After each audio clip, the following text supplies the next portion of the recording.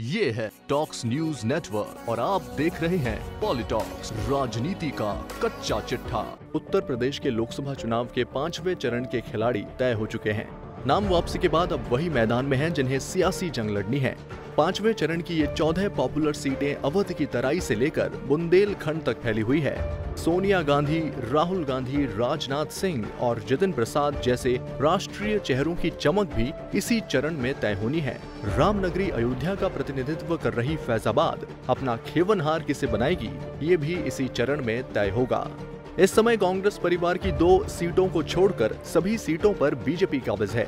इन 14 सीटों पर मिलने वाली बढ़त 2019 में सत्ता हासिल करने वालों की किस्मत तय करने में भी अहम भूमिका निभाएंगी। समय सीमा को ध्यान में रखते हुए इन 14 सीटों को 7-7 के 2 भागों में बांटा गया है। आइए जानते हैं इनके बारे में। अमेठी गांधी परिवार की इस परंपरागत सीट पर कांग्रेस अध्यक्ष राहुल गांधी चुनौतियों के चक्रव्यूह में फंसे हुए हैं। उनका मुकाबला मौजूदा केंद्रीय मंत्री व बीजेपी की उम्मीदवार स्मृति जुबिन ईरानी से है। 2009 में 71% वोट हासिल करने वाले राहुल गांधी 2014 में अमेठी में 46% वोट पर पहुंच गए थे और जीत का अंतर घटकर 1.08 लाख आ गया। इन 5 सालों में हार के बाद भी स्मृति ईरानी लगातार अमेठी में बनी रही। यूपी विधानसभा चुनाव में बीजेपी ने यहां शानदार प्रदर्शन किया था। हालांकि कांग्रेस अध्यक्ष का कद व गांधी परिवार से अमेठी का जुड़ाव अब भी राहुल के लिए मुफीद स्थिति बनाता है, लेकिन जो राहुल गांधी को नहीं चुनना चाहते उनके लिए स्मृति ईरानी का एकमात्र विकल्प होना मुश्किल पैदा करेगा। राहुल के वायनाड से लड़ने को भी बीजेपी चुनावी मुद्दा बना वोटर्स को अपने पाले में खींचने में लगी है। रायबरेली इंदिरा गांधी को चौंकाने वाली रायबरेली की जनता अब तक उनकी बहू सोनिया गांधी के साथ मजबूती से खड़ी रही है। यूपीए की संयोजक ने 5वीं बार इस सीट से अपना नामांकन दाखिल किया है। पिछली बार उन्होंने बीजेपी के अजय अग्रवाल को 3.52 लाख वोटों से हराया था। इस बार बीजेपी ने उनके खिलाफ उन्हीं के सिपह सलाहकार कांग्रेस से विधान परिषद सदस्य दिनेश प्रताप सिंह पर दांव खेला है। दिनेश का परिवार रायबरेली में राजनीतिक रूप से प्रभावी है। उनके भाई राकेश प्रताप सिंह हरचंदपुर से कांग्रेस के विधायक हैं, जबकि एक भाई जिला पंचायत अध्यक्ष हैं। ऐसे में दिनेश की दावेदारी रायबरेली में लड़ाई को दिलचस्प बनाएगी। सपा बसपा ने इस सीट पर कोई उम्मीदवार नहीं उतारा है।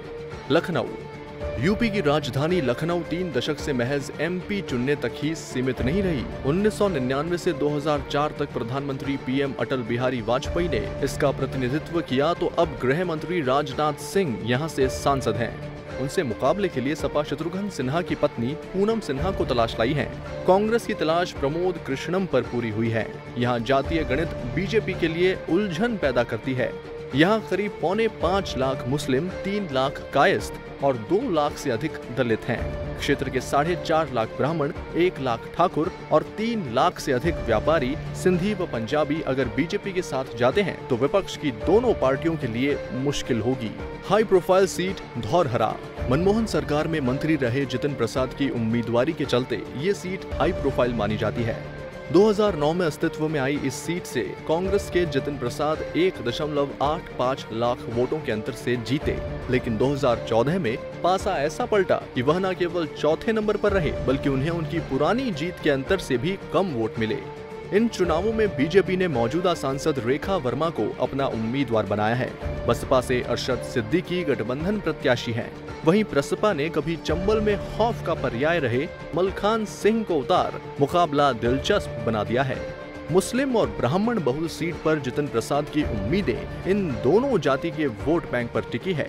पिछली बार सपा बसपा को यहां बराबर वोट मिले थे, जो कि बीजेपी उम्मीदवार को मिले वोट से 1.18 लाख अधिक थे।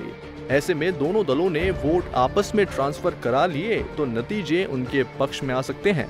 सीतापुर आजादी के बाद से लेकर अब के चुनाव में इस सीट पर 3 मौकों को छोड़कर ब्राह्मण या कुर्मी ही सांसद बना है।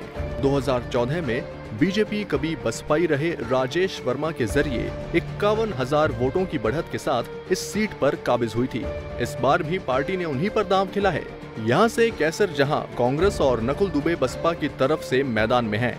इस सीट पर मुस्लिम, दलित, ब्राह्मण व कुर्मी वोटर्स की संख्या अधिक है। बसपा ने प्रभावी ब्राह्मण चेहरा लेकर ब्राह्मणों के साथ दलित वोटों पर भी निशाना साधा है।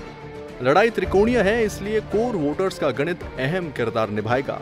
मोहनलालगंज मोहनलालगंज सियासत और विकास दोनों ही पैमाने पर राजधानी से जुदा है। बिल्डरों व जमीन के कारोबार करने वालों का ये पसंदीदा इलाका सियासत में भी अलग अलग चेहरे चुनता रहा है। बावजूद इसके अब तक बसपा का खाता यहाँ नहीं खुल सका है। 1998 के बाद 2014 में कौशल किशोर ने यहाँ बीजेपी का कमल खिलाया और इस बार भी पार्टी का भरोसा कौशल ही है। बसपा से CL वर्मा यहाँ से प्रत्याशी हैं। पिछली बार बसपा के चुनावी उम्मीदवार RK चौधरी इस बार कांग्रेस के झंडे के साथ मैदान में हैं। दलित बहुल इस सीट पर पारसी सर्वाधिक हैं, लेकिन तीनों ही दलों के उम्मीदवार इसी बिरादरी के हैं। ऐसे में दलित व मुस्लिम वोट बैंक यहाँ की तस्वीर तय करेंगे। बांदा, ये सीट इस बार दल बदल का अखाड़ा बनी हुई है। पिछली बार इलाहाबाद सीट से बीजेपी सांसद श्याम चरण गुप्ता यहाँ से सपा गठबंधन उम्मीदवार हैं। सपा से चुनावी लड़ाई लड़ चुके बाल कुमार पटेल पर कांग्रेस ने अपनी उम्मीदें लगाई हैं। बीजेपी ने मौजूदा सांसद भैरव प्रसाद मिश्र का टिकट काट बसपा से चुनाव लड़कर आए RK पटेल को दिया है। वैश्य बिरादरी के वोटरों की प्रभावी संख्या के साथ दलितों मुसलमानों की बहुतायात उनका दावा मजबूत बना रही है। बीजेपी बड़ी संख्या में मौजूद ब्राह्मण वोटर्स के भरोसे हैं। अगड़े दलित जीत हार में निर्णायक भूमिका निभाएंगे। पॉलिटॉक्स की खास रिपोर्ट। ये है टॉक्स न्यूज नेटवर्क और आप देख रहे हैं पॉलिटॉक्स, राजनीति का कच्चा चिट्ठा।